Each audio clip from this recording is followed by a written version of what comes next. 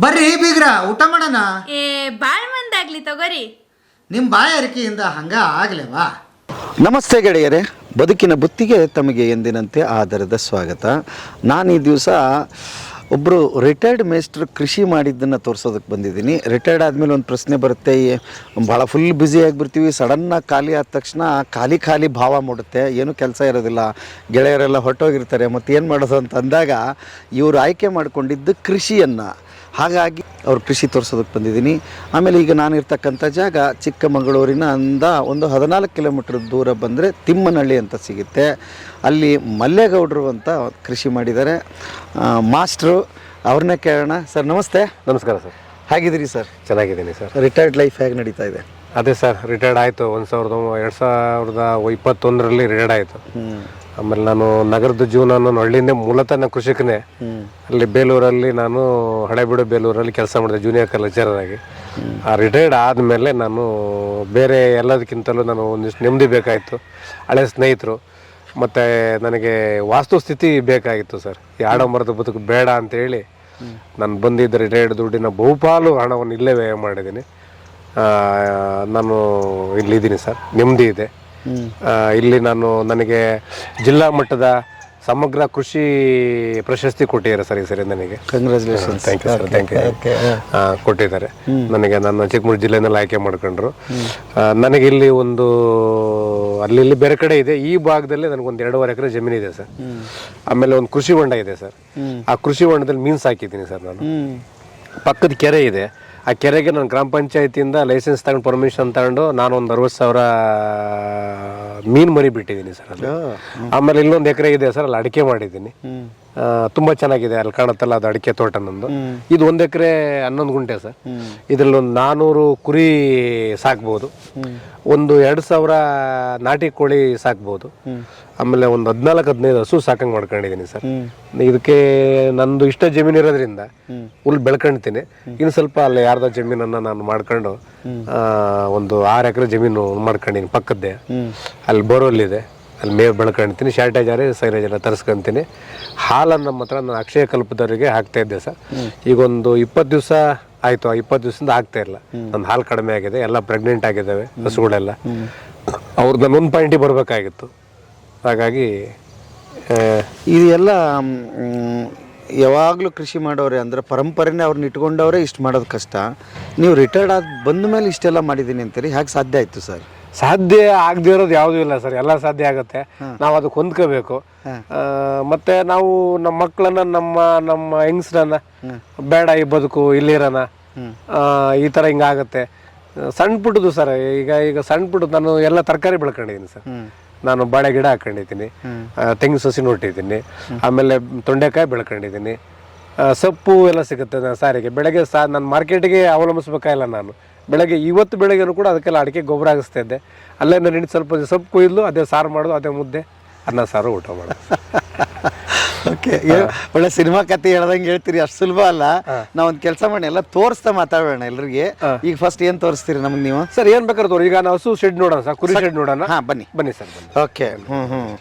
ಅಂದ್ರೆ ನೀವು ಮೊದಲೇ ಪ್ಲಾನ್ ಮಾಡಿಬಿಟ್ಟಿದ್ರಿ ಮಾಡಬೇಕು ಅಂತ? ಹೌದು ಸರ್, ಹೌದು ಸರ್, ಅಲ್ವಾ? ಹೌದು.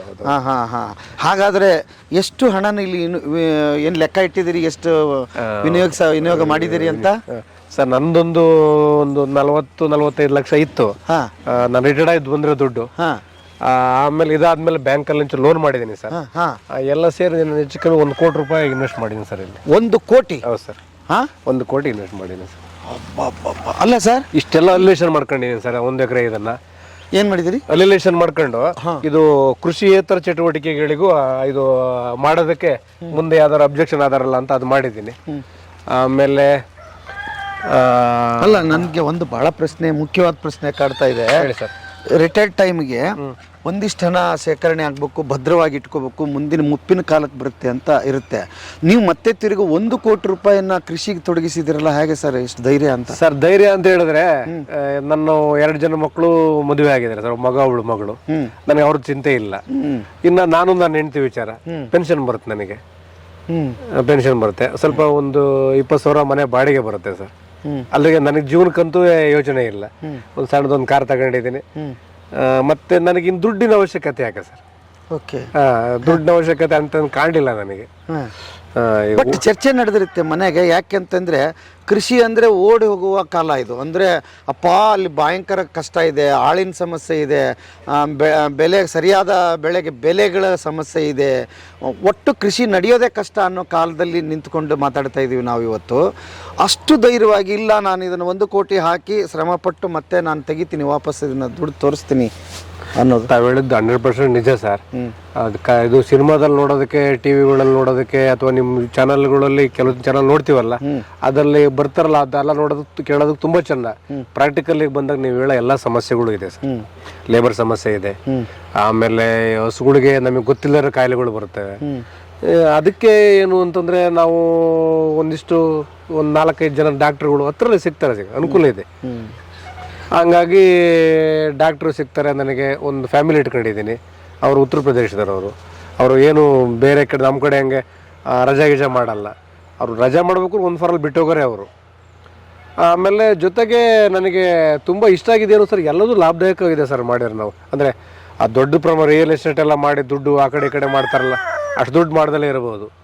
ಅದನ್ನು ಹಾಕಿರೋ ಬಂಡವಾಳಕ್ಕೆ, ನನ್ನ ಖರ್ಚು ವೆಚ್ಚಕ್ಕೆ ಯೋಚನೆ ಇಲ್ಲದಂಗೆ ದುಡ್ಡಾಗತ್ತೆ ಸರ್. ಅಂದ್ರೆ ಲ್ಯಾಂಡ್ ಗಿಂಡ್ ಪರ್ಚೇಸ್ ಮಾಡಿದ್ರೆ ಇಲ್ಲ ಸರ್, ಕೋಟಿ ಅಂತ ಹೇಳಿದ್ರಿ. 1 ಕೋಟಿ ಮತ್ತೆ ಯಾವ್ದಕ್ಕೆ ಹಾಕಿದಿರಿ ಸರ್? ಇಲ್ಲ, ಈ ಶೆಡ್ ಈಗ ಹೆಚ್ಚು ಕಮ್ಮಿ ಒಂದು 45 ಲಕ್ಷ. ಇದೊಂದು ಕುರಿ ಶೆಡ್ ಮತ್ತು ಕೋಳಿ ಶೆಡ್ಗೆ ಹಾಕಿನಿ ಸರ್ 45 ಲಕ್ಷನ.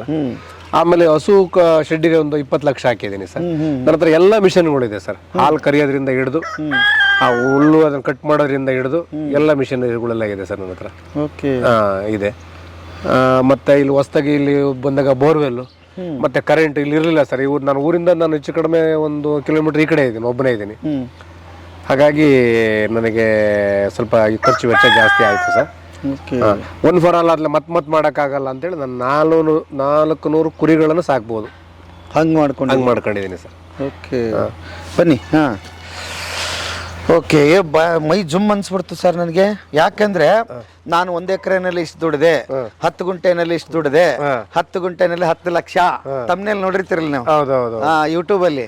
ಅಂತ ಕಾಲದಲ್ಲಿ 1 ಕೋಟಿ ಕೃಷಿಗೆ ಹಾಕಿದೀನಿ ಅಂತ ಕೇಳ್ತಾ ಇರೋದೇ ಮೊದಲನೇ ಟೈಮ್ ನಾನು. ಹೌದು ಸರ್. ಆಮೇಲೆ ನಾನು ಸಣ್ಣದಾಗಿ ಮಾಡ್ಬೋದಾಯ್ತು, ಆದ್ರೆ ನನಗೆ ನಾನು ಸಣ್ಣದ ಏಜ್ ಅಷ್ಟೊಂದು ಇರ್ಲಿಲ್ಲ ಸರ್ ನನಗೆ. ಈಗ 61-63 ವರ್ಷ ಆಯ್ತು. ನಾನು ಸಣ್ಣದಾಗಿ ಮಾಡಿ 4 ವರ್ಷ ಕಾಯ್ದು, ಮತ್ತಿಲ್ಲೆಲ್ಲ ಬೆಲೆ ಎಲ್ಲ ಇರ್ಲಿಲ್ಲ ಸರ್ ಭೂಮಿಗೆ. ಈಗ ನಮ್ಮಲ್ಲೆಲ್ಲ 20 ಲಕ್ಷ ರೂಪಾಯಿಗೆ 1 ಎಕರೆ ಭೂಮಿ ಸಿಗೋದು. ಈಗ ನಮ್ಮಲ್ಲಿ ಹೆಚ್ಚು ಕಡಿಮೆ ಈಗ 1 ಕೋಟಿ ರೂಪಾಯಿಗೆ 1 ಎಕರೆ ಜಮೀನು ಬೇರೆ ಬೇರೆ ಆಯ್ತು ಸರ್ ಈಗ. ಹೌದಾ? ಇಲ್ಲಿ ಯಾಕೆ 1 ಕೋಟಿ ಸರ್ 1 ಎಕರೆ ಜಾಗನ.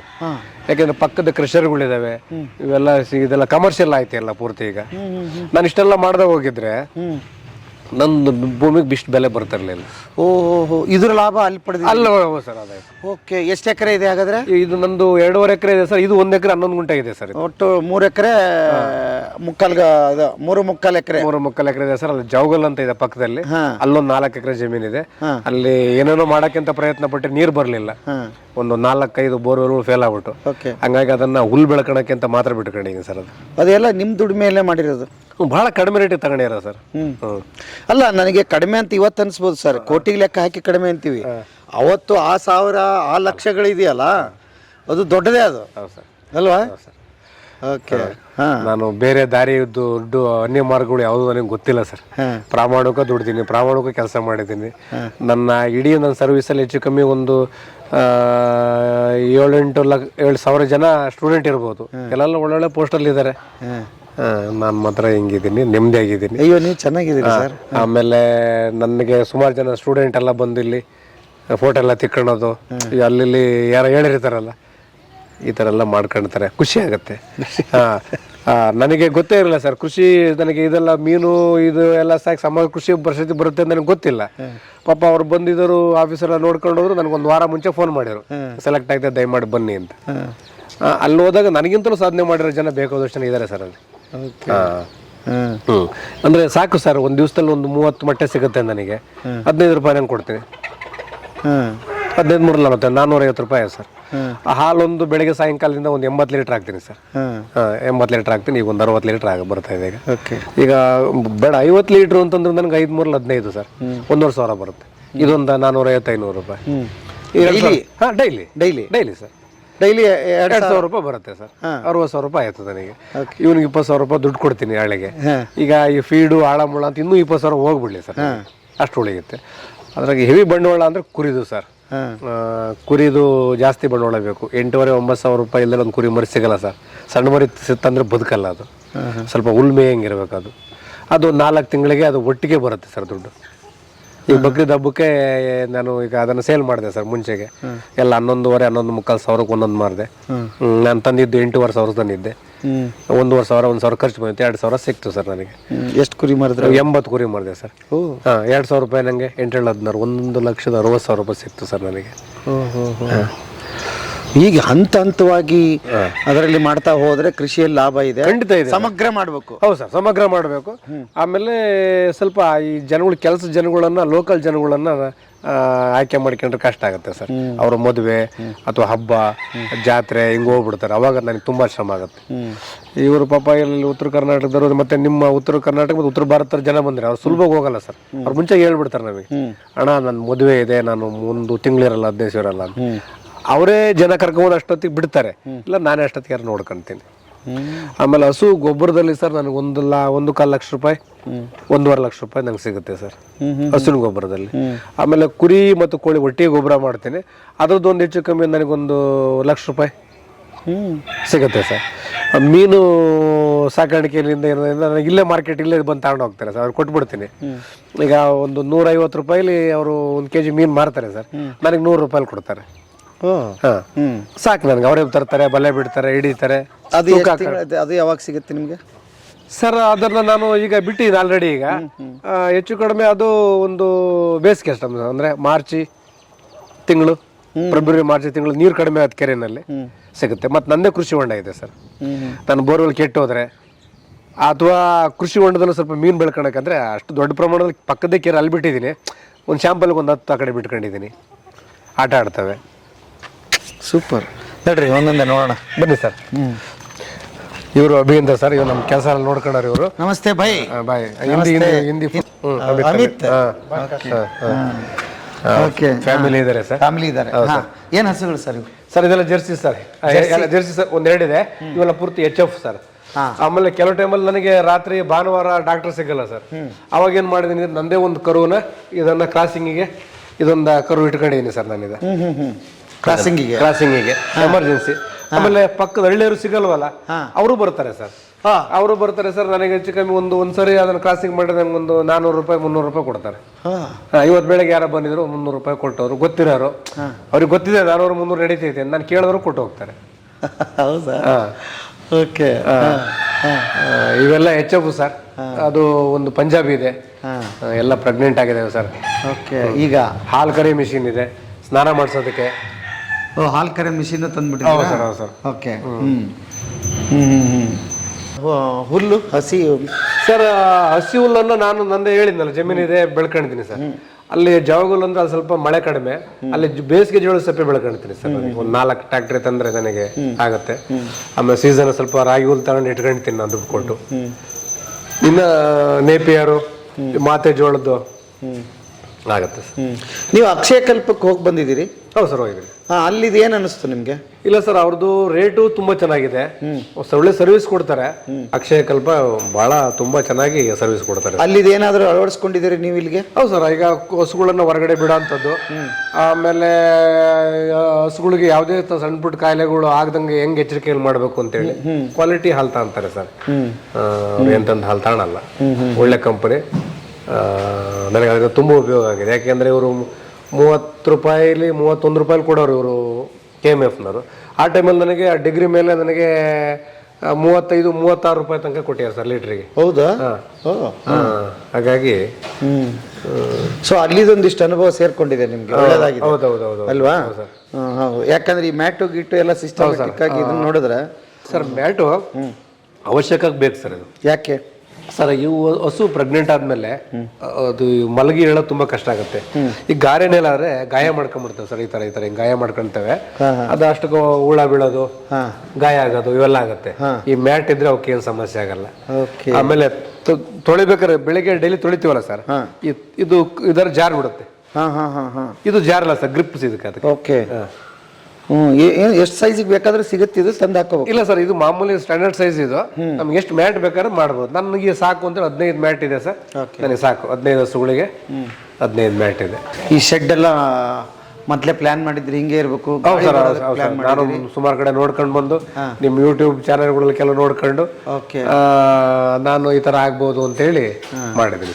ಮಿಷಿನ್ಗೆ ಎಷ್ಟು ಕೊಟ್ರಿ ಹಾಲಿನ ಮಿಷಿನ್? ಸರ್, ಹಾಲು ಕರಿಯೋ ಮಿಷಿನ್ಗೆ ಅದಕ್ಕೆ 50,000 ರೂಪಾಯಿ ಸರ್. ಅದಕ್ಕೆ 50,000 ರೂಪಾಯಿ? 50,000 ರೂಪಾಯಿ ಸರ್ ಅದಕ್ಕೆ. ಓಕೆ.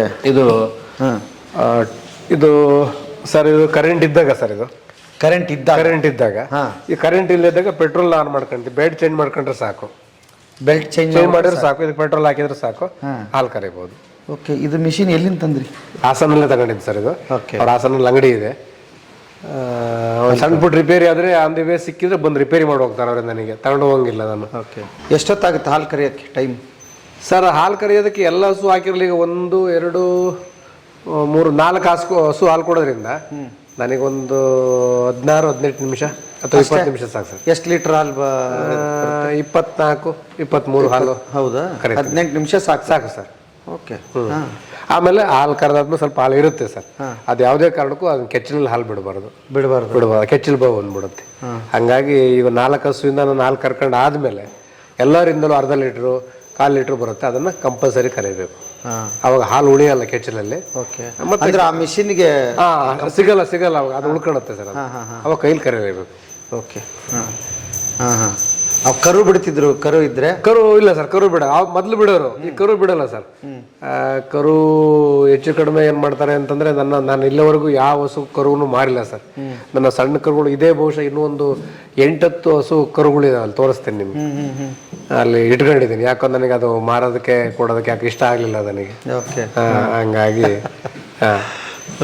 ಮುದ್ದಾಗಿ ಹೊರಗಡೆ ಎಲ್ಲ ಮೇಯ್ಕೊಳ್ತವೆ. ಕನಿಷ್ಠ 1.5 ತಿಂಗಳು 2 ತಿಂಗಳು ಕಷ್ಟಪಟ್ಟು ಸಾಕಿದ್ರೆ ಸರ್, ಅದ್ರ ಮೇವ ತಿನ್ಕೊಳತ್ತೆ. ಅದಕ್ಕೆ ಫೀಡ್ ಎಲ್ಲ ಬಂದಿದೆ ಈಗ. ಅದು ಕೊಟ್ಟು ತಿನ್ಕೊಳತ್ತೆ, ಆರಾಮಾಗಿರುತ್ತೆ ಅದು. ಓಕೆ. ಬನ್ನಿ ನೆಕ್ಸ್ಟ್ ಏನು ಎಲ್ಲಿಗೆ ಯಾವ್ದೀಗ ನಡೀರಿ ಸರ್.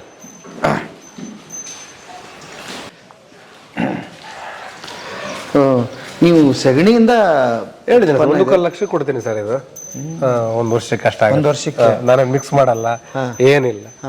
ಅದು ಎಲ್ಲಿ ಹಾಕ್ತೀರಿ? ಇಲ್ಲೇ ಆಗ್ತಾ ಇದ್ದೆ ಸರ್. ಈಗ ಇದು ಹಸುಗಳು ಹೊರಗಡೆ ಕರು ಬಿಡ್ತಾರಲ್ಲ ಸರ್, ಅದು ಕಾಲು ಊದ್ಕೊಂಡ್ಬಿಡುವುದ್ರಲ್ಲಿ ಸರಿಯಾಗ್ಲಿಲ್ಲ ಅಂತ ಹೇಳಿ ಗೇಟಿಂದ ಹೊರಗಡೆ ಹಾಕ್ಸ್ತಾ ಇದೀನಿ. ಇದು ನೆರಳು ಸರ್. ಇದು ಮರದಲ್ಲಿ ಕರುಗಳು ಕೂತ್ಕೊಳ್ತವೆ. ಅಥವಾ ನಾವು ಇದನ್ನ ಮೇಲೆ ಯಾವ್ದಾರು ಒಂಚೂರು ಬೇಜಾರಾದಾಗ ಒಂದು ನೆರಳು ತರ ಮಾಡ್ಕೊಂಡಿದ್ದೀನಿ.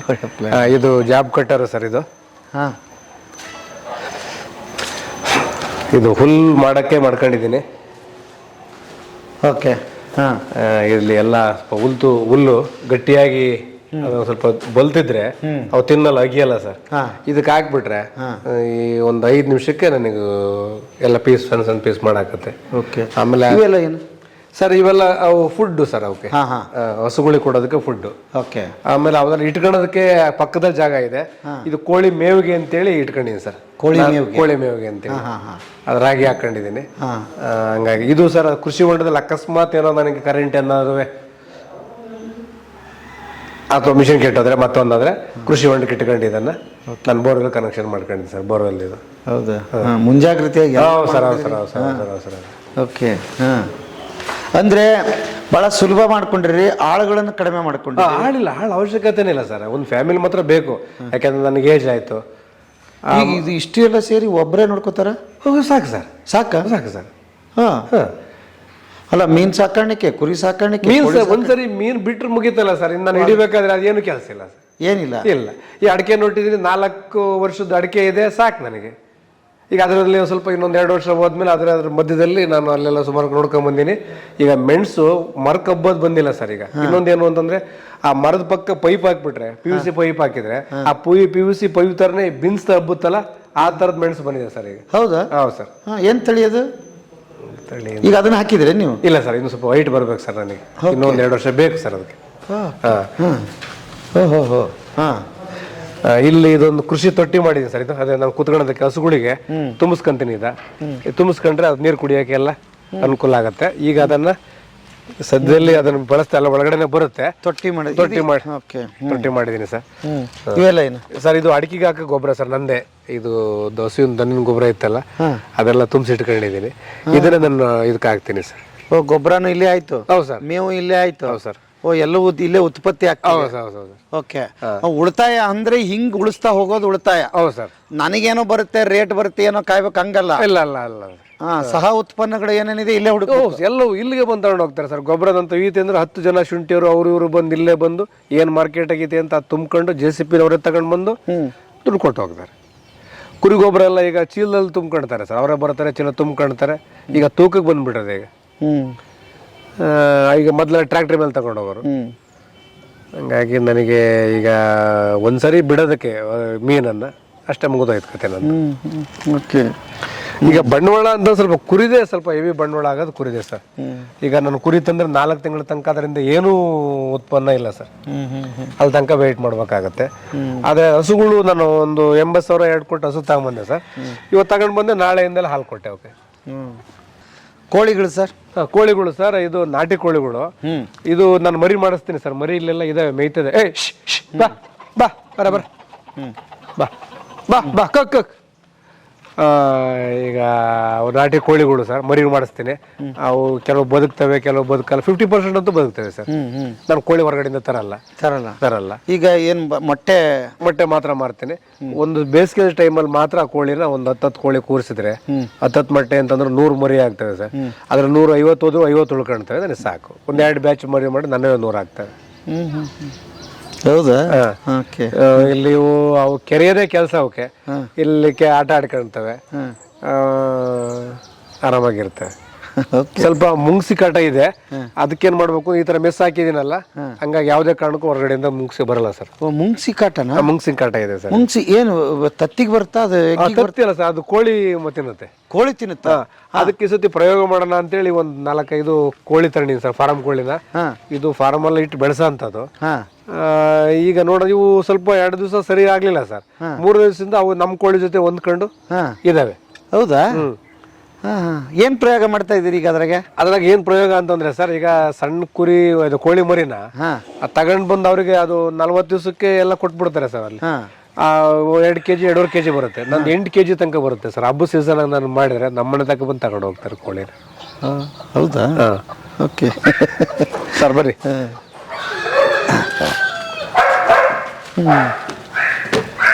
ಇಲ್ಲೇನಿದೆ? ಇದು ಕುರಿ ಸರ್, ಶೆಡ್ ಪೂರ್ತಿ. ಇದು ಕುರಿ? ಕುರಿ. ಓಕೆ.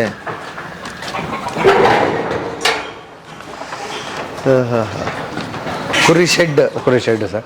ಇದು ನಾನು ಮೊದಲು ತಂದಿದ್ದು ಕುರಿ ಸರ್. ಇದು ಒಂದು ಜೋಡಿನ ಯಾರೋ ಇಲ್ಲಿ ಮಾರ್ತಾ ಇದ್ದ ಪಾಪ, ಅವ್ನಿಗೆ ಮೇವು ಒಂದೇನೋ ಹುಷಾರಿಲ್ಲಲೆ, ಅದಕ್ಕೆ 4,500,000 ಕೊಟ್ಟು 2 ತಗೊಂಡು ಬಂದಿದ್ದೆ ಸರ್. ದೊಡ್ಡ ಕುರಿನೇ, ಸ್ವಲ್ಪ ಕಾಲೆಲ್ಲ ನೋವಾಗಿತ್ತು. ಈಗ ಅದು ಒಂದ್ ಇರ್ಲಿ, ನನ್ನ ಶೆಡ್ ಮೊದಲು ಬಂದಿದ್ದು ಅಂತೇಳಿ ಅದನ್ನ ಹಂಗೆ ಇಟ್ಕೊಂಡಿದ್ದೆ. ಹೌದಾ? ಓಕೆ.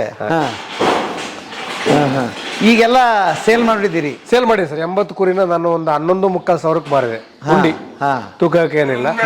ನಾನು ಸೀಸನ್ ಆದಾಗ ಬಂದು ತಗೊಂಡು ಹೋಗ್ತಾರೆ ಸರ್. ಇಲ್ಲಿ ಹಬ್ಬ ಗಿಬ್ಬ, ದೇವ್ರ ಜಾತ್ರೆ ಮಾಡೋರು, ಮತ್ತೆ ನೆಂಟ್ರೂಟ ಅಂತೆಲ್ಲ ಮಾಡ್ತಾರೆ ಸರ್ ನಮ್ಮ ಕಡೆ. ಆ ಟೈಮಲ್ಲಿ ತಗೊಂಡು ಹೋಗ್ತಾರೆ. 450 ರೂಪಾಯಿ kg ಕೊಡ್ತೀನಿ ಸರ್. ಲೈವ್ 450 ರೂಪಾಯಿ. ಈಗ ಅದು ತೂಕ ಹಾಕಿದ್ರೆ ಈಗ ಒಂದು 40 kg ಬರುತ್ತೆ ಅಂತ ಇಟ್ಕೊಳ್ಳಿ ಸರ್. 450 ಕೊಡ್ತೀನಿ. ಹಂಗೆ. ಓಕೆ. ಎಷ್ಟು ತಿಂಗಳು ಜೋಪಾನ ಮಾಡಬೇಕು? 4 ತಿಂಗಳು ಸಾಕ್ಬೇಕು ಸರ್. 4 ತಿಂಗಳು ತಂದ ಮೇಲೆ? ಹೌದು ಸರ್. ನೀವು ತಂದಿದ್ದು ಎಷ್ಟಕ್ಕೆ ತಂದಿರ್ತೀರಿ ಸರ್? 8,500 ತರ್ತೀರಿ ಸರ್. 8,500 ತರ್ತೀರಿ. ಸೇಲ್ ಆಗೋದು 12,000? 12,000, 11,500 ಹೋಗುತ್ತೆ ಸರ್. 12,000 ಹೋಗುತ್ತೆ. ಖರ್ಚು ಎಷ್ಟು ಬರುತ್ತೆ? ಅದೇ ಸರ್, 8,500 ಅಂದ್ರೆ 9,500, 10,000 ರೂಪಾಯಿ ಅಂದ್ರೆ ಒಂದು 2,000 ರೂಪಾಯಿ, 1,300 ಖರ್ಚು ಬರುತ್ತೆ ಸರ್. ಅಂದ್ರೆ ನಾನೇ ಹುಲ್ ಬೆಳ್ಕೊಂತೀನಿ. ನನಗೆ ಬಾರಿ ಕಡಿಮೆ ಪ್ರಮಾಣ ಹುಲ್ ತಿಂತವೆ ಸರ್. ಹೌದಾ? ಮೇಕೆಗಳು ಹಸು ತರ ಅಲ್ಲ. ಯಾವ ತಳಿ ಏನಂತಾರೆ ಸರ್? ಇವು ನಿಮ್ಮ ಬಾಗಲಕೋಟೆಯಿಂದ ತಂದಿದ್ದು. ಈ ಸಹಿತ ಮಾರಿದವು ಸರ್ ನಾನು. ಇಲ್ಲಿ ಶಿರಾ ಅಂತಿದೆ, ಆ ಶಿರಾದ ಕುರಿಗಳು ಹೊಡಿವು ಸರ್, ತಂದವು ಇವು. ಹೌದಾ? ಇದ್ರ ಬ್ಯಾಚೆ ಮಾರಿದ್ದು ಸರ್ ನಾನು ಇದನ್ನ ಕುರಿನ. ಸ್ವಲ್ಪ ಸಣ್ಣದು ದೊಡ್ಡದು ಎಲ್ಲ ಇದ್ದು, ಅದಕ್ಕೆ ಬರ ಇದ್ರ ಕುರಿನ ನಾನು 11,500 ಮಾರಿದೆ ಸರ್. ಹೌದಾ? ಈಗ ಇದು ಶೆಡ್ ಮಾಡಿದಾರಲ್ಲ, ದೊಡ್ಡ ಪ್ರಮಾಣದಲ್ಲಿ ಕಾಣಿಸ್ತಾ ಇದೆ. ಎಷ್ಟು ಖರ್ಚಾಗಿತ್ತು ಸರ್? ಅದೇ ಸರ್, ಇದೊಂದು ಶೆಡ್ಡಿಗೆ 45 ಲಕ್ಷ ಖರ್ಚಾಗಿದೆ ಸರ್ ನನಗೆ. ಯಾಕೆಂದ್ರೆ ನಾನು ಇಂಥವು 8 ಕಂಪಾರ್ಟ್ಮೆಂಟ್ ಇದೆ ಸರ್. ಈ ಕಂಪಾರ್ಟ್ಮೆಂಟ್ ಇದೆ, 8 ಕಂಪಾರ್ಟ್ಮೆಂಟ್ ಇದೆ. ಒಂದು ಕಂಪಾರ್ಟ್ಮೆಂಟ್ಗೆ 50 ಕುರಿ ಸಾಕೋದು ಅಂತ ಮಾಡ್ಕೊಂಡಿದ್ದೀನಿ. ಅಲ್ಲಿ 400 ಕುರಿ ಮಾಡ್ಕೋಬೇಕು. ಅದಕ್ಕೆ ಏನು ಅಂದ್ರೆ ಯಾಕೆ ಸರಿ ನನಗೆ ಅದು ಹೆವಿ ಅನಿಸ್ತು. ಅದಕ್ಕೆ ಈ ಸರಿ ಏನು ಮಾಡಿದ್ದೀನಿ ಸರ್ ಅಂತಂದ್ರೆ, ಇದಕ್ಕೆ 50 ತಗೊಂಡು ಬಂದ್ರೆ 5 ತಿಂಗಳು, ಮುಂದಿನ ತಿಂಗಳು ಇದಕ್ಕೆ 50, ಹಾಂ ಹಾಂ, 3ನೇ ತಿಂಗಳು, 4ನೇ ತಿಂಗಳು ಹಂತ ಹಂತವಾಗಿ ಮಾಡಿದ್ರೆ ಈ ಬ್ಯಾಚ್ ಕುರಿ ಹೋಗುತ್ತೆ ಸರ್. 4 ತಿಂಗಳಾಗೋತಿ ಮೊದಲನೇ ಬ್ಯಾಚಿನ ಕುರಿ. ನನಗೆ ಎಕ್ಸ್ಟ್ರಾ ಬಂಡವಾಳ ಬೇಕಾಗಲ್ಲ. ಈ ಕುರಿ ದುಡ್ಡೇ ತಗೊಂಡೋಗಿ ಇನ್ನೊಂದು ಬ್ಯಾಚ್ ತಂದು ಹಾಕಬಹುದು. ಓಹೋ, ಮಲ್ಟಿಪ್ಲೈ ಮಾಡ್ತಾ ಹೋಗ್ತೀರಿ. ಓಕೆ. ಈಗ ಒಂದೇ ಸರಿ ಎಲ್ಲ ಕುರಿ ತಗೊಂಡ್ ಬಂದ್ರೆ ಕಷ್ಟ ಆಗುತ್ತೆ ಸರ್ ದುಡ್ಡು. ಅಂದ್ರೆ ಅವಾಗ ತಿಂಗಳು ನಿಮ್ ಕೈಗೆ ದುಡ್ಡು ಸೇರುತ್ತೆ ಸರ್. ಅಲ್ಲಿಗೆ ಇದಕ್ಕೆ ರೋಗ ಅದು ಇದು ಬರುತ್ತೆ ಸರ್, ಬರುತ್ತೆ. ಮತ್ತೆ ಈಗ ನೋಡಿ 2,000 ರೂಪಾಯಿ ಅಂತ ಏನೋ ಒಂದು ಕುರಿಗೆ ಲೆಕ್ಕ ಮಾಡ್ಬಿಟ್ವಿ. ಅದ್ರಲ್ಲಿ ಒಂದು 2-3 ಕುರಿ ಹೋಗ್ಬಿಟ್ರೆ ಅಥವಾ 2-3 ಅಲ್ಲ ಸರ್, ಇನ್ನೂ 4-5 ಕುರಿ ಹೋಗುತ್ತೆ ಸರ್. ಕುರಿ ಹೋಗುತ್ತೆ ಸರ್. ಓಕೆ, ಕುರಿ ಹೋಗುತ್ತೆ. ಸ್ವಲ್ಪ ನಾವು ಪ್ರಿಕಾಷನರಿ ಅವಕ್ಕೆ ಒಳ್ಳೆ ಫುಡ್ ಮತ್ತೆ ನೀರು ಸರ್, ಒಳ್ಳೆ ನೀರು ಕೊಟ್ರೆ, ಮತ್ತೆ ಡಾಕ್ಟ್ರು ಅದು ಏನು ನೀರು ಕುಡಿಸ್ಬೇಕಾದೇನಿಲ್ಲ ಸರ್. ಇಂಜೆಕ್ಷನ್ ಎಲ್ಲ ಬಂದಿದೆ ಸರ್. ಈಗ ವರ್ಷಕ್ಕೊಂದು 2 ಟೈಮು ಇವಕ್ಕೆ ಇಂಜೆಕ್ಷನ್ ಮಾಡಿದ್ರೆ ಯಾವ ಕಾಯಿಲೆ ಬರಲ್ಲ. ಓಕೆ. ಆಮೇಲೆ ಇದ್ರದ್ದೆಲ್ಲ ಪ್ಲಾನ್ ಇದೆ, ಹಿಕ್ಕಿ ಹೋಗಕ್ ಮಾಡಿದ್ರೆ ಹಿಕ್ಕಿ ಹೋಗಕ್ ಮಾಡ್ರ ಸರ್. ಇಷ್ಟು ಡಿಸ್ಟೆನ್ಸ್ ಇರ್ಬೇಕು ಅಂತ ಇರ್ಬೇಕು ಸರ್. ತುಂಬಾ ಡಿಸ್ಟೆನ್ಸ್ ಮಾಡಿದ್ರೆ ಕುರಿ ಕಾಲು ಹೋಗ್ಬಿಡುತ್ತೆ ಸರ್. ನೋಡ್ಕೊಂಡು ಮಾಡ್ಬೇಕು. ಆಮೇಲೆ ಬೇಕು ಇದಕ್ಕೆ. ಹೌದು ಸರ್, ಬೇಕು. ಈಗ ಕುರಿ ನೋಡಿ ಸರ್, ಈ ತರ ಇಕ್ಕಿ ಹಾಕಿದ್ರೆ ಏನು ರೋಗ ಇಲ್ಲ ಅಂತ ಸರ್. ಅದು ರೋಗ ಇಲ್ಲ ಆ ಇಕ್ಕಿ ಹಾಕಿದ್ರೆ. ಆ ಕಾಳು ಇದೆಯಲ್ಲ, ಇದಕ್ಕೆ ನೋಡಿ ಸರ್, ಈ ತರ ಇಕ್ಕಿ ಹಾಕಿದ್ರೆ ಏನು ಕಾಯಿಲೆ ಇಲ್ಲ ಅಂತ. ಅದೆಲ್ಲ ಹಸು ಸಗಣಿ ಹಾಕುತ್ತಲ್ಲ, ಆ ಟೈಪ್ ಸಗಣಿ ಹಾಕಿದ ತಕ್ಷಣಲ್ಲೇ ಒಳಗಡೆ ಅದಕ್ಕೆ ಹುಳ ಸೇರ್ಕೊಂಡಿದೆ, ಬೇರೆ ಏನೋ ಪ್ರಾಬ್ಲಮ್ ಇದೆ. ಓಹೋ, ಹಿಕ್ಕಿಯಲ್ಲೇ ಗೊತ್ತಾಗ್ಬಿಡುತ್ತೆ ಸರ್. ಈಗ ಈ ವೆದರಲ್ಲಿ ಕೋಳಿ ಮರಿ ಮಾಡಲ್ಲ ಸರ್. ನನ್ನ ಮೊಟ್ಟೆ ಇಟ್ರು ಕೋಳಿ ಮರಿ ಮಾಡಲ್ಲ ಅವು. ಈಗ 100 ಮೊಟ್ಟೆ ಇಕ್ಕಿದ್ರೆ ಒಂದು 20-30 ಮೊಟ್ಟೆ. ಅದೇ ಮಳೆ ಇಲ್ದಾಗ. ಯಾಕದು ಈ ಟೈಮಲ್ಲಿ? ಅದು ಈ ಕೋಲ್ಡ್ ಬಿದ್ರೆ ಮೊಟ್ಟೆ ಜರ್ಮಿನೇಷನ್ ಆಗಲ್ಲ ಸರ್. ಅದು ಯಾವಾಗ ಮಾಡುತ್ತೆ? ಅದು ಅಕ್ಟೋಬರ್ ನಂತರ ಸರ್. ಅಕ್ಟೋಬರ್, ನವೆಂಬರ್, ಡಿಸೆಂಬರ್, ಜನವರಿ, ಫೆಬ್ರವರಿ, ಮಾರ್ಚ್. ಅಕ್ಟೋಬರ್, ನವೆಂಬರ್, ಡಿಸೆಂಬರ್ ಚಳಿನೇ ಇರುತ್ತಲ್ವಾ? ಆ ಚಳಿಗೆ ಏನಾಗಲ್ಲ ಸರ್, ಬೆಚ್ಚಿ ಕೂತ್ಕೊಂಡಂತ. ಅದು ಮಳೆ ಶೀತದ ಗಾಳಿ ಬರಬಾರ್ದು. ಹೌದಾ? ಬೇಸಿಗೆಯಲ್ಲಿ ಪ್ರಾಬ್ಲಮ್ ಆಗಲ್ಲ ಸರ್. ಬೇಗ ಒಂದು ಕೋಳಿಗೆ 10 ಮೊಟ್ಟೆ 12 ಮೊಟ್ಟೆ ಕೂರಿಸಿದ್ರೆ 1-2 ವೇಸ್ಟ್ ಆಗ್ಬೋದು, ಅಷ್ಟು ಮರಿಯ ಮಾಡುತ್ತೆ. ಹೌದಾ? ಓಕೆ. ಆಮೇಲೆ ವಯಸ್ಸಾದ ಕೋಳಿಗಳು ಗೊತ್ತಾಗುತ್ತೆ ಸರ್. ಹೆಂಗೆ ಅಂತ ಹೇಳಿದ್ರೆ, ಮೊಟ್ಟೆ ಇಕ್ಕದ ಪ್ರಮಾಣ ಕಡಿಮೆ ಹಾಕಿದ ತಕ್ಷಣ ನಮಗೆ ಗೊತ್ತಾಗುತ್ತೆ ವಯಸ್ಸಾಗಿದೆ ಅಂತ ಹೇಳಿ. ಹೌದಾ? ಅವಾಗ ಏನ್ ಮಾಡ್ತೀವಿ ಸರ್, ನಾವು ಅದನ್ನ ಮಾರ್ಬಿಡ್ತೀವಿ. ಅದೊಂದು 700 ರೂಪಾಯಿ 650 ರೂಪಾಯಿ ಒಂದು ಕೋಳಿ ಹೋಗುತ್ತೆ ಸರ್. ಈಗ ನಾನು ದುಡ್ಡು ಕೊಟ್ಟು ತಂದಿರೋ, ಒನ್ ಟೈಮ್ ಮಾತ್ರ ತಂದಿರೋ ಸರ್ ನಾನು. ಓಕೆ, ನಾನು ದುಡ್ಡು ಕೊಟ್ಟು ತಂದಿರೋದಿಲ್ಲ. ಅದು ಯಾವಾಗಲೂ ಒಂದು 200-300 ಕೊಟ್ಟು ತಂದಿದ್ದೆ. ಈಗ ತಂದಿಲ್ಲ ಕೋಳಿನ. ನನಗೆ 150 ಇದ್ದಾವೆ. ಈಗ ಹೊಸ ಕೋಳಿಗಳು ಬರ್ತಾ ಇರ್ತವೆ, ಹಳೆ ಕೋಳಿಗಳು ಈ ಥರದನ್ನೆಲ್ಲ. ಓಕೆ. ಇವನೇನು ಹೊರಗೆ ಎಲ್ಲಿ ಬಿಡಲ್ಲ ನೀವು? ಇಲ್ಲ ಸರ್, ಹೊರಗೆ ಬಿಡಲ್ಲ ಸರ್. ಹೊರಗೆ ಬಿಟ್ಟು ಒಂದ್ಸರಿ ಫೇಲ್ಯೂರ್ ಆಯ್ತು ಸರ್. ಹೊರಗಡೆ ಬಿಟ್ರೆ ಕುರಿನ ಈ ಹಸಿರು ಹುಲ್ಲು ತಿಂದ್ರೆ ಸರ್ ಕುರಿ ಡೆವಲಪ್ ಆಗಲ್ಲ ಸರ್. ಆಗಲ್ಲ ಸರ್. ಹೌದಾ? ಹೌದು ಸರ್. ಯಾಕ್ರಿ? ಅದು ಫ್ಯಾಟ್ ಕಂಟೆಂಟ್ ಬರಲ್ಲ ಸರ್. ಅದು ಅಲ್ಲ, ಈ ಕುರಿಗಾರು ಮತ್ತು ಹೊರಗನೆ ಅವರು ಬೇರೆ ಸರ್. ಅವರು ಕುರಿಯರೆಲ್ಲ ಬರ್ತಾರೆ, 100-200-1500 ಬೇಯಿಸ್ತಾರಲ್ಲ, ಅವರು ಮರಿ ಮಾಡಿ ಮಾರೋರು. ಅವರು ಮಾಂಸಕ್ಕಾಗಿ ಮಾರಕ್ಕಾಗಲ್ಲ ಸರ್. ಅವ್ರ ಕೈಲಿ ಫ್ಯಾಟ್, ಹಸಿರುದು ಹುಲ್ಲು ತಿಂದ ತಕ್ಷಣ ಫ್ಯಾಟ್ ಕಡಿಮೆ ಆಗ್ಬಿಡುತ್ತೆ ಸರ್. ಕುರಿ ಕೇಳಿ ಬಿಡುತ್ತೆ, ಅದು ಒಂದ್ 2 ತಿಂಗಳಿಗೆ 3 ತಿಂಗಳಿಗೆ ಇದನ್ನೆಲ್ಲ ನೋಡಿ ಆ ಕಡೆ ಹಾಕ್ತೇವೆ. ಅದು ಕುರಿ ಗೊಬ್ಬರ ಸರ್. ಅದು ಕುರಿ ಗೊಬ್ಬರ ಸರ್. ಕುರಿ ನಾನು ಇದ್ವಲ್ಲ, ಅಷ್ಟು ಕುರಿ ಗೊಬ್ಬರ 1 ತಿಂಗಳು 2 ತಿಂಗಳಲ್ಲಿ ನನಗೆ ಕ್ಲೀನ್ ಮಾಡಿಸಿ ಇಲ್ಲಿಗೆ ಹಾಕ್ಸ್ಬಿಡ್ತೀನಿ. ಇಲ್ಲಿಗೆ ಹಾಕ್ಸಿದ್ರೆ ನನಗೆ ಈಗ ಒಂದು ಟ್ರ್ಯಾಕ್ಟ್ರಿ 8-8.5 ಸಾವಿರ ರೂಪಾಯಿ ಹೋಗುತ್ತೆ ಸರ್. ಈಗ ಇಲ್ಲಿ ಯಾರು ಬೇಕಾದ್ರು ಯಾವಾಗ ಬೇಕಾದ್ರು ಈ ಶುಂಠಿ ಹಾಕೋರು, ಈಗ ತೆಂಗು ಬಾಳೆ ಹಾಕೋರು ಬಂದು ಇಲ್ಲಿಗೆ ಬಂದು ತಗೊಂಡು ಹೋಗ್ತಾರೆ ಸರ್. ಹೌದಾ ಸರ್? ಓಹೋ, ಓಕೆ. ಇನ್ನು ಸಣ್ಣ ಕರುಗಳಿದಾವೆ ಸರ್. ಎಲ್ಲ ಪ್ರೆಗ್ನೆಂಟ್ ಆಗಿದ್ದಾವೆ, ಕೆಲವು ಈಗ ಹಿಂಗಿದಾವೆ. ಇವನು ಹೊರಗೆ ಬಿಡಲ್ಲ ಸರ್, ಯಾಕೆ ನನಗೆ ಮೇಯ್ಸರು ಇಲ್ಲ. ಆಮೇಲೆ ಎರಡನೇದು ಯಾವ್ದು ಕಾಯಿಲೆಗಳು ಬರಲ್ಲ ಸರ್ ಹೊರಗಡೆ, ಯಾವ ಬರದೇ ಇರೋದ್ರಿಂದ ಇವೆಲ್ಲ ಈ ಥರ ಸರ್. ನನಗೆ ಆಗ ಬೇಸಾಯಕ್ಕೆ ಅಂತೇಳಿ ಒಂದು ಟ್ರ್ಯಾಕ್ಟರ್ ತಗೊಂಡಿದ್ದೀನಿ ಸರ್. ಟ್ರ್ಯಾಕ್ಟರ್ ತಗೊಂಡಿದ್ದೀನಿ ನಾನು. ನನ್ನ ಮಗ ಅಥವಾ ಯಾರು ಡ್ರೈವರು ಒಂದು 500-600 ರೂಪಾಯಿ ಕೊಟ್ರೆ ಬಂದು ಹೊಡ್ಕೊಡ್ತಾನೆ. ನನ್ನ ಮಗನೂ ಹೊಡಿತಾನೆ. ಹೌದಾ? ಟ್ರ್ಯಾಕ್ಟರ್ ಹೊಡಿತಾನೆ, ಓಡಿಸ್ತಾನೆ ಅವನು. ಓಕೆ. ಆಮೇಲೆ ಇದು ಕೋಳಿಯ ಮರಿ ಮಾಡ್ಸೋದಕ್ಕೆ ಈ ತರ ಪ್ಲಾನ್ ಮಾಡ್ಕೊಂಡಿದ್ದೀನಿ ಸರ್. ಅದು ಟೈರ್ ಇಟ್ಬಿಟ್ಟು ಆ ಟೈರ್ ಒಳಗೆ ಸುತ್ತ ಇದು ಭತ್ತದುಲ್ಲ ಹಾಕ್ಬಿಟ್ಟು ಅದ್ರ ಮೇಲೆ ಕ್ಲೀನಾಗಿ ಮುಚ್ಚಿದ್ರೆ ಅದು ಮರಿ ಜರ್ಮಿನೇಷನ್ ಚೆನ್ನಾಗಾಗತ್ತೆ. ಹೌದಾ ಸರ್? ಇದು ಈ ಪದ್ಧತಿ ಎಲ್ಲಿ ನೋಡಿದ್ರಿ, ಹ್ಯಾಕ್ ಕಲ್ತ್ರಿ ನೀವು? ಇದು ಇಲ್ಲಿ ನಮ್ಮಲ್ಲಿ ಲೋಕಲ್ ಆಗೇ ಮಾಡ್ತಾರೆ ಸರ್. ಇದು ನಾನೇನೇನು ಟ್ರೈನಿಂಗ್ ಅಲ್ಲಿ ಅವ್ರಂಗೆ ಹೀಟ್ ಕೊಟ್ಬಿಟ್ಟು ಅದಕ್ಕೆ ಬಲ್ಪ್ ಅಲ್ಲಿ ಹಾಕಿ ಆ ತರದ ವ್ಯವಸ್ಥೆ ಇಲ್ಲ. ಪ್ಯೂರ್ಲಿ ನ್ಯಾಚುರಲ್ ಇದೆ ಸರ್ ಇದು. ಹೌದಾ? ಓಕೆ. ಆಮೇಲೆ ಅವ್ ಮರಿ ಮಾಡಿದ್ಮೇಲೆ ಸರ್ ದೊಡ್ಡ ಕೋಳಿಗಳು ಸ್ವಲ್ಪ ಹಿಂಸೆ ಕೊಡ್ತವೆ ಅಂತ ಇದ್ರೊಳಗೆ ಬಿಡ್ತೀನಿ ಸರ್. ಒಂದು ತಿಂಗಳು ಮರಿ ಮಾಡಿದ್ಮೇಲೆ ತಾಯಿ ಮರಿ ಇದ್ರೊಳಗೆ ಬಿಡ್ತೀನಿ. ಏನ್ ಹಿಂಸೆ ಕೊಡ್ತಾವ? ಕುಕ್ತವೆ ಸರ್ ಅವು, ಕುಕ್ತವೆ, ಸಾಯಿಸ್ಬಿಡ್ತವೆ. ದೊಡ್ಡ ಕೋಳಿ ಇದಾವಲ್ಲ ಅವು. ಹಂಗಾಗಿ ಸ್ವಲ್ಪ ಡೆವಲಪ್ ಆಗ್ಬಿಟ್ರೆ, ಒಂದ್ ತಿಂಗಳಾಗ್ಬಿಟ್ರೆ ಅವು ಅದ್ರ ತಾಯಿ ಜೊತೆ ಆಟ ಆಡ್ತವೆ. ಓಕೆ. ಇದಾವ ಈಗ ಅದ್ರಾಗೆ? ಇಲ್ಲ ಸರ್, ಇಲ್ಲ. ಈಗ ಸಂಜೆ ಅದಕ್ಕೆ ಅಲ್ಲಿ ಓಪನ್ ಮಾಡಿದ್ರೆ ಇದೇನಿದೆ ಏನ್ ಸರ್? ಸರ್ ಅದು ಕುರಿಗೆ, ಇದು ಕೋಳಿಗೆ ನೀರು ಕುಡಿಯೋದಕ್ಕೆ ಸರ್, ಫೀಡರ್ ಸರ್. ಇಲ್ಲ ನಲ್ಲಿ ಸಿಸ್ಟಮ್ ಇದೆ ಸರ್. ಇದು ಮೇಲೆ ಅಲ್ಲಿ ವಾಲ್ ತಿರ್ಸಿದ್ರೆ ಎಲ್ಲದಕ್ಕೂ ನೀರು ಬೀಳುತ್ತೆ. ನೀವು ತಂದು ಹಾಕಂಗಿಲ್ಲ? ತಂದು ಸರ್. ಹಿಂಗ್ ಮಾಡ್ಬಿಟ್ಟಿದ್ದೀನಿ. ಓಕೆ. ನೀರು ಒಳಗಡೆ ಬೀಳುತ್ತೆ, ಕುಡಿತವೆ ಸರ್. ಅದು ಒಂದ್ 2 ದಿವಸಕ್ಕೊಂದ್ಸರಿ ಅದನ್ನ ಕ್ಲೀನ್ ಮಾಡ್ಕೊಂಡ್ರೆ ಸಾಕು. ಹಿಂಗಾಗಿ ಎಲ್ಲ ವ್ಯವಸ್ಥಿತವಾಗಿ ಮಾಡಿರೋದ್ರಿಂದ ಆಳುಗಳು ಬೇಕಾಗಿಲ್ಲ ಸರ್. ಕಡಿಮೆ ಏನು ಅಂತ ಆಳಕ್ಕೆ ಅವಶ್ಯಕತೆ ಇಲ್ವಲ್ಲ ಸರ್. ಹಾಲು ಕರಿಯೋದಕ್ಕೆ, ಸಗಣಿ ತೆಗಿಯೋದಕ್ಕೆ ಬೇಕ್ಬಿಟ್ರೆ ಬರ. Okay, super. ಬಟ್ ಬಹಳ ದೊಡ್ಡದ್ ಮಾಡಿದ್ರಿ ಬಿಡ್ರಿ. ಹೌದು ಸರ್. ಫ್ಯೂಚರ್ ಮುಂದೆ ಅಕಸ್ಮಾತ್ ನನಗೆ ಮತ್ ಮಾಡ್ಬೇಕು ಅಂತ ಅನಿಸಿದಾಗ ದುಡ್ಡು ಎಲ್ಲರೂ ತರಬಹುದು ಸರ್. ಮತ್ತೆ ಶೆಡ್ ಅನ್ನ ಸುಲಭವಾಗಿ ಎಕ್ಸ್ಪೆಂಡ್ ಮಾಡಕ್ಕಾಗಲ್ಲ. ಹಗಲೆಲ್ಲ ಮಾಡೋ ಕೆಲಸನ ಅಲ್ಲಿ. ಹೌದು ಸರ್. ಈಗ ಇದಕ್ಕೆ ಎಲ್ಲ ಮೆಸ್ ಹೊಡೆದಿದ್ದೀನಿ ಸರ್. ಇದು ಗಾಳಿ ಬೆಳಕು ಬರಕ್, ಅಲ್ಲಿಂದ ಯಾವುದೇ ಪ್ರಾಣಿಗಳು ಬರಕ್ಕಾಗಲ್ಲ ಹೊರಗಡೆಯಿಂದ. ಬೆಕ್ಕುಗಳು, ಮುಂಗ್ಸಿ ಯಾವ್ದು ಬರಕ್ಕಾಗಲ್ಲ ಸರ್ ಇದು. ಇನ್ನು ಅದಕ್ಕಿಂತ ಸ್ವಲ್ಪ ದೊಡ್ಡ ಪ್ರಾಣಿಗಳು ಇದಾವಲ್ಲ, ನಾಯಿಗಿ, ಅವು ಅಲ್ಲಿಂದ ಅಲ್ಲಿಗೆ ಬರಕ್ಕಾಗಲ್ಲ. ಅದಕ್ಕೆ 2 ಮಾಡಿದಿರಿ? ಹೌದು ಸರ್, 2. ಆ ಕಡೆದೊಂದು ತಂತಿ ಕಂಬ, ಅದಾದ್ಮೇಲೆ ಇನ್ನೊಂದು ಮೆಸ್ ಅದಕ್ಕೆ. ಈ ಹೊರವಲಯದಲ್ಲಿ ಮಾಡುವವರು ಇದನ್ನೆಲ್ಲ ಗಮನದಲ್ಲಿ ಇಟ್ಕೋಬೇಕು ಸರ್. ಅಲ್ವಾ? ಸರ್. ಇಲ್ಲ ಅಂದ್ರೆ ಕಷ್ಟ ಆಗುತ್ತೆ. ಹೌದು ಸರ್. ಈಗ ನಾವಿರಲ್ಲ, ಯಾವ್ದು ನಾಯಿ ಬರುತ್ತೆ, ತೋಳುಗಳು ಬರ್ತವೆ, ಆಮೇಲೆ ಈ ತರ ಎಲ್ಲ ಬರ್ತಾವಲ್ಲ, ಯಾವ ಬರಲ್ಲ ಈಗ ಒಳಗಡೆ ಬರಕ್ಕಾಗಲ್ಲ. ಫಸ್ಟ್ ಆಫ್ ಆಲ್ ಅದು ದೊಡ್ಡ ತಂತಿ ಬೇಲಿ ಅಂತ ತಡೆಯುತ್ತೆ. ಅದನ್ನು ಮಿಕ್ಕಾಗಿ ಬಂದ್ರೆ ಅದು ತಡೆಯುತ್ತೆ. ಅದಾದ್ಮೇಲೆ ಇಲ್ಲಿಗೆ ಯಾವ್ದು ಬರಕ್ ಸಾಧ್ಯನೇ ಇಲ್ಲ. ಹೌದ್ ಬಿಡ್ರಿ.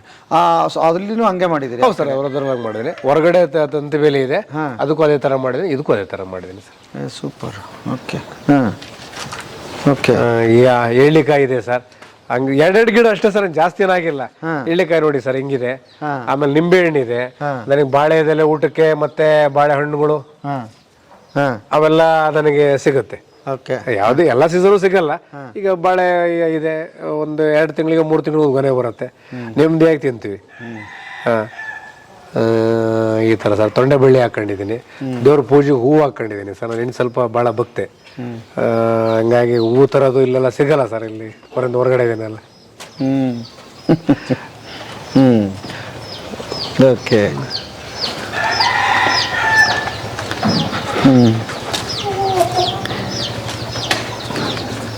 ಕುರಿಯರ್ ಬಂದವನು.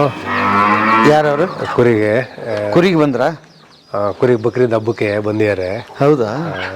ಅವರಿಗೆ ಹೇಳಪ್ಪ ಹೇಳ ಮನೆ. ಯಾವರಪ್ಪ ನಿಂದ? ಬೇಲೂರ, ಚಿಕ್ಕಮೂರ? ಕುರಿ ಕೊಟ್ಟನಲ್ಲ ಮನೆ. ಎಲ್ಲ ಕೊಟ್ಟು 80 ಇತ್ತು, 80 ಕೊಟ್ಟನಲ್ಲ. ಈಗ ಬರಲ್ಲ ಅವನು. ಹಬ್ಬ ಸೀಸನ್ ಕಳೆದಾದ್ಮೇಲೆ ನಿನಗೆ ಬೇಕು ಅಂತ ಹೇಳಿದ್ರೆ ಹಬ್ಬಕ್ಕೆ ಬೇಕಾ? ಒಂದು ಕೆಲಸ ಮಾಡು ಮನೆ, ಇಲ್ಲಿ ಪಕ್ಕದಲ್ಲಿ ಕುರಿ ತರ ಕೊಟ್ಟಿದ್ದಾರೆ. ಇದು 4-5 ದಿವಸದಲ್ಲಿ ತರ್ತಾರೆ ಕುರಿನ. 4-5 ದಿವಸ ಅಂದ್ರೆ ಹಬ್ಬ ಇರೋದು 7 ಜನ. ಇನ್ನು 7 ಜನ ಇದೆ. 4-5 ದಿವಸ ಅದು 7 ದಿವಸ ಅಷ್ಟೇ. ಅವತ್ತು ನೀನು ವ್ಯಾಪಾರ ಮಾಡ್ಕೊಂಡು ಅಡ್ವಾನ್ಸ್ ಕೊಟ್ಟರೆ ಹಬ್ಬದ ಬಿಸಿ ಬೆಳಗ್ಗೆ ಹಿಡ್ಕೊಂಡು ಹೋದ್ರೆ ಆಯ್ತು ನೀನು. ಸರ್, ನನ್ನ ತಂದೆ ಹೆಸರು ಅಜ್ಜೇಗೌಡ ಅಂತ, ನಮ್ಮ ತಾಯಿ ಮಲ್ಲಮ್ಮ ಅಂತ. ತಾಯಿ ಬೇಗ ತೀರೋಗ್ಬಿಟ್ಟಿದ್ರು ಸರ್.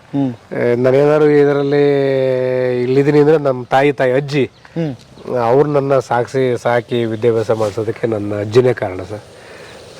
ನಾನು ಸ್ವಲ್ಪ ದೇವರು ಆ ಥರದ ಪೂಜೆಗಿಂತಲೂ ನಾನು ಯಾವತ್ತಾರು ಒಂದ್ಸಲ ನನ್ನ ಕಷ್ಟ ನನ್ನ ಬೆಡ್ರೂಮಲ್ಲಿ ನಮ್ಮ ಅಜ್ಜಿ ಫೋಟೋ ಇಟ್ಕೊಂಡಿದ್ದೀನಿ ಸರ್. ಇವತ್ತೇನೋ ಅನ್ನ ತಿಂತಿದ್ದೀನಿ ಅಂದ್ರೆ ನನ್ನ ಅಜ್ಜಿನೇ ಕಾರಣ ಸರ್. ಯಾಕೆ ನನ್ನ ತಾಯಿ ನನಗೆ 6 ವರ್ಷ ಮಗು ಇದ್ದಾಗ ತೀರೋಗ್ಬಿಟ್ಟಿದ್ದಾರೆ ಸರ್ ಅವರು. ಹಂಗಾಗಿ ಅಜ್ಜಿನೇ ಸಾಕಿ, ಪಕ್ಕದ್ದೇ ಊರು. ಅಪ್ಪ ಅಪ್ಪ ಇದ್ರು, ಆದರೆ ತಾಯಿ ಹೆಂಗಾಗಲ್ವಲ್ಲ ಸರ್. ಆ ತಾಯಿ ಸ್ಥಾನ ನಮ್ಮ ಅಜ್ಜಿ ಕೊಡ್ತು. ಹಂಗಾಗಿ ನಾನು ತುಂಬ ಚೆನ್ನಾಗಿ ಸಾಕಿ. ತಾಯಿನ ತಾಯಿ ಸರ್. ಹೌದಾ? ತಾಯಿ. ಹೆಂಗೆ ನಿಮ್ಗೆ ಆವಾಗ ಓದಿಸ್ಬೇಕು ಅನ್ನೋದು ಅಜ್ಜಿಗೆ ಬಂತು ನಿಮ್ಮ? ಅದೇನೋ ಗೊತ್ತಿಲ್ಲ ಸರ್, ಆ ಅಜ್ಜಿ ಭಾಳ ಅದು ಹಠಕ್ಕೆ ಬಿದ್ದುಬಿಡ್ತು, ನಮ್ಮ ಇವನು ಓದಿಸ್ಲೇಬೇಕು ಅಂತೇಳಿ. ಆಮೇಲೆ ನಾನು ಇಲ್ಲೆಲ್ಲ ನೋಡಿದ್ಮೇಲೆ ನಾನು 7ನೇ ಕ್ಲಾಸ್ ನಾನು ನನ್ನ ಸ್ಕೂಲಿಗೆ ನಾನೇ ಟಾಪರು ಸರ್. ನಾನು ಬೇರೆ ಕಡೆಗೆ ಹೋದಾಗ ನನಗನ್ನಿಸ್ತು ಇವರೆಲ್ಲ ಓದ್ತಿದ್ರೆ ನಾನು ಓದೋದು ಬಿಟ್ಟರೆ ನನಗೆ ಬೇರೆ ದಾರಿ ಇಲ್ಲ ಅಂತೇಳಿ ಭಾಳ ಕಷ್ಟಪಟ್ಟು ಸರ್. ಅವತ್ತಿನ ಕಾಲದಲ್ಲಿ 11 ಕಿಲೋಮೀಟ್ರ್ ನಡೀತಿದ್ದೆ ಸರ್ ಹೈಸ್ಕೂಲಿಗೆ, ಕಳಸಾಪುರ ಅಂತ ಸಿಗುತ್ತೆ ಸರ್. 11 kilometre sir. ಆ ಕಡೆ ನಡ್ಕೊಂಬರೋದು, ಈ ಕಡೆ ಹೋಗೋದು. ನಾನು 10th ಬಂದಮೇಲೆ ಹಾಸ್ಟ್ಲು ಬಂತು. ಆಮೇಲೆ ಚಿಕ್ಕಮಗಳೂರಲ್ಲಿ ಡಿಗ್ರಿ ಮಾಡಿದೆ ಸರ್. ಮೈಸೂರು ಯೂನಿವರ್ಸಿಟಿನಲ್ಲಿ ನನಗೆ ಮಾನಸ ಗಂಗೋತ್ರಿನಲ್ಲಿ ಸೋಸಿಯಾಲಜಿಗೆ ನನಗೆ MA ಸೀಟ್ ಸಿಕ್ತು. ಅಲ್ಲಿಂದ ಬಂದನ್ನು ಸ್ವಲ್ಪ ಕಷ್ಟಪಟ್ಟೆ, ಪಾರ್ಟ್ ಟೈಮ್ ಕೆಲಸ ಮಾಡಿದೆ, ಇದೆಲ್ಲ ಮಾಡಿದೆ. ಪ್ರೈವೇಟ್ ಸ್ಕೂಲಲ್ಲಿ ಕೆಲಸ ಮಾಡಿದೆ, ಇದೆಲ್ಲ ಮಾಡಿದೆ. ಅಜ್ಜಿ ನೋಡಿದ್ರು ನಿಮ್ಮ ಏಳಿಗೆ ಎಲ್ಲ? ನೋಡಿದ್ರು ಸರ್, ನೋಡಿದ್ರು, ಖುಷಿಯಾಗಿದ್ರು. ಎಷ್ಟು ವರ್ಷ ಇದ್ರು ಬದುಕಿದ್ರು? ಇದ್ರು ಸರ್, ಒಂದು 85-86 ವರ್ಷ ತನಕ ಇದ್ರು. ಓಕೆ.